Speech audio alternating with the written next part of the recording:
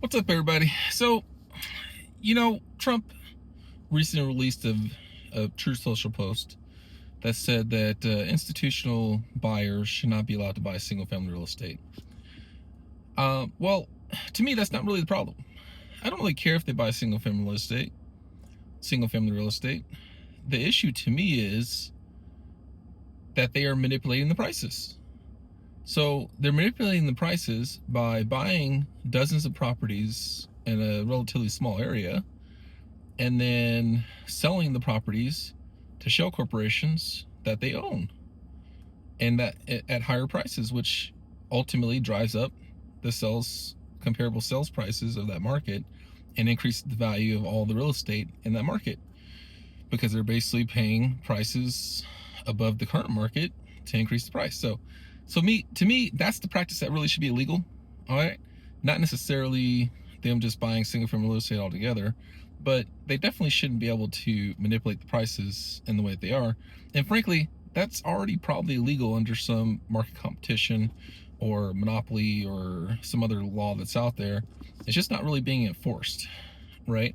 And so it's something that we need to take care of. And if they want to pass a specific law to make it very, very clear that that's an illegal practice by these institutional investors, or frankly anybody, like if anybody does that, even if they're not an institutional investor, if you're buying dozens of pieces of real estate and arbitrarily inflating the price by reselling it to yourself through shell corporations, that's bullcrap.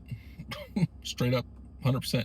So to me, that's really more the problem. And so hopefully we're more focused on that instead of just outlawing institutional investors altogether, because I don't really believe in the government controlling what you can and can't buy with your money.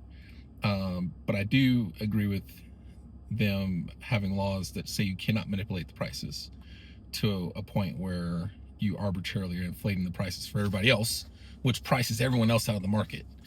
Okay. And then additionally, the other big headache that a lot of people are dealing with in terms of buying houses is not really a supply issue. There's plenty of houses that are on the market. Let's just be real. There's plenty of houses on the market.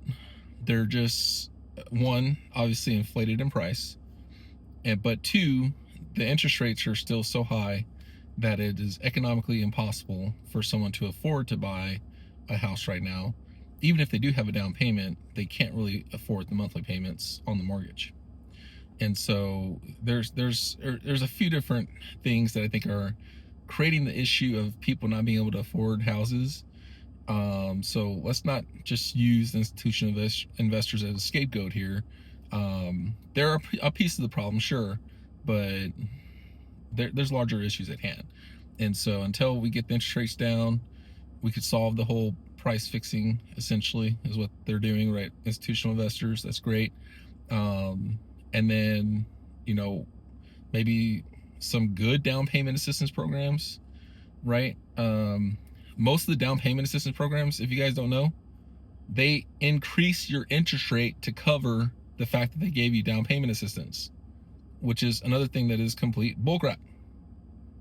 Totally 100% bullcrap, okay? So